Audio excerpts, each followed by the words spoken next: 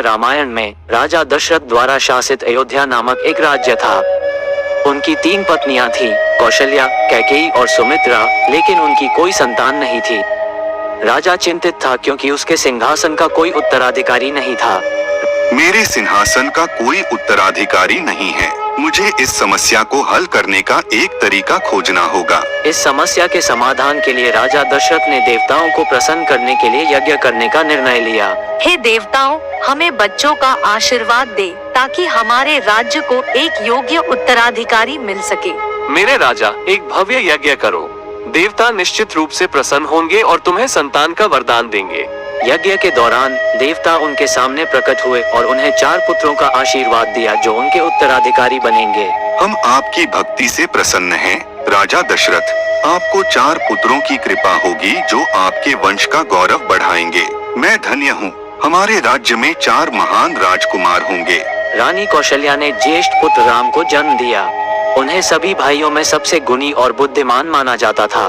हमारी प्रार्थना का उत्तर दिया गया है। स्वागत है मेरे पुत्र राम, गुणों का अवतार। लक्ष्मण उनके छोटे भाई राम के प्रति उनकी वफादारी और भक्ति के लिए जाने जाते थे।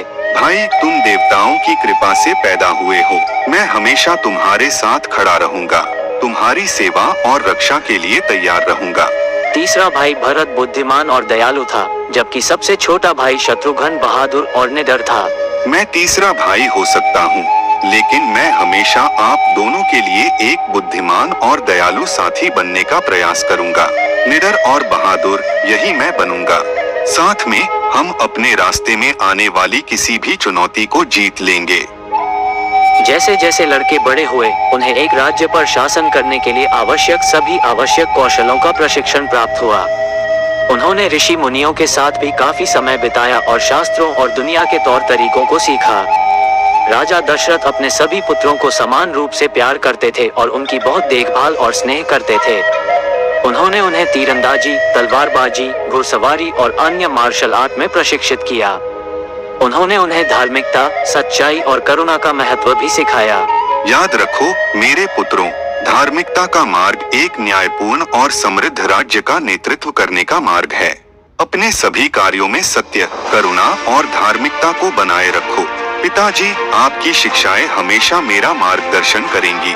मैं एक न्यायप्रिय शासक बनने का प्रयास करूंगा और अपनी पूरी शक्ति से हमारे राज्य की रक्षा करूंगा। हम खून और प्यार से एकजुट हैं।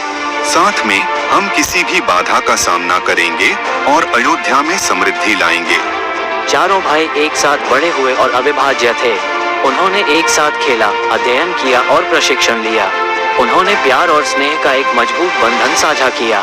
अयोध्या के लोग भी उन्हें बहुत प्यार करते थे और उन्हें अपने भावी शासकों के रूप में देखते थे।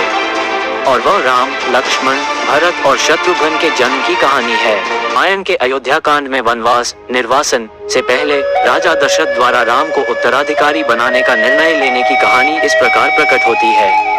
धनुर्विद्या में राम की उत्कृष्टता, उनका दयालु स्वभाव और अपने आसपास के लोगों को खुशी देने की उनकी क्षमता ने उन्हें अयोध्या के लोगों और उनके पिता राजा दशरथ दोनों के लिए प्रिय बना दिया। एक दिन ऋषि विश्वामित्र मदद मांगने दशरथ के दरबार में पहुंचे। ऋषि ने राजा को सूचित किया कि शक्तिशाली राक्षस राजा रावण के नेतृत्व में राक्षसों की बुरी ताकतों से एक भव्य यज्ञ समारोह की रक्षा के लिए उन्हें सहायता की आवश्यकता है। दशरथ ने इसे अपने प्रिय पुत्र राम की वीरता और क्षमताओं को प्रदर्शित करने के अवसर के रूप में देखा और विश्वामित्र के साथ राम और राम के छोटे भाई लक्ष्मण के साथ जाने के लिए तैयार हो गए। राम ने अपने असाधारण कौशल के साथ साहसपूर्वक यज्ञ समारोह की रक्षा की और राक्षसों को पराजित किया, विश्वामित्र को प्रभावित किया और उनकी प्रशंसा अर्जित की। ऋषि ने महसूस किया कि राम सिर्फ एक महान राजकुमार नहीं बल्कि स्वयं भगवान विष्णु के अवतार थे। विजयी होकर अयोध्या लौटकर राजा दशरथ की खुशी का कोई ठिकाना नहीं रहा।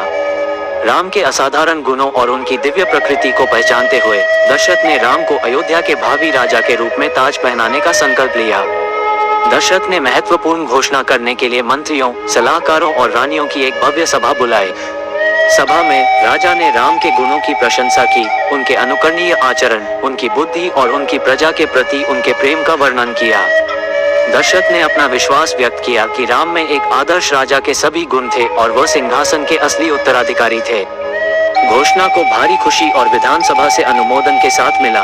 अयोध्या के लोग आनंदित हुए, भविष्य के राजा के रूप में अपने प्रिय राजकुमार राम के राज्याभिषेक की प्रतीक्षा कर रहे थे।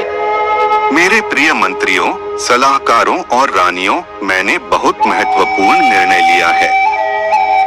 आज मैं घोषणा करता हूँ कि मेरे प्रिय पुत्र राम का अयोध्या के भावी राजा के रूप में राज्याभिषेक होगा।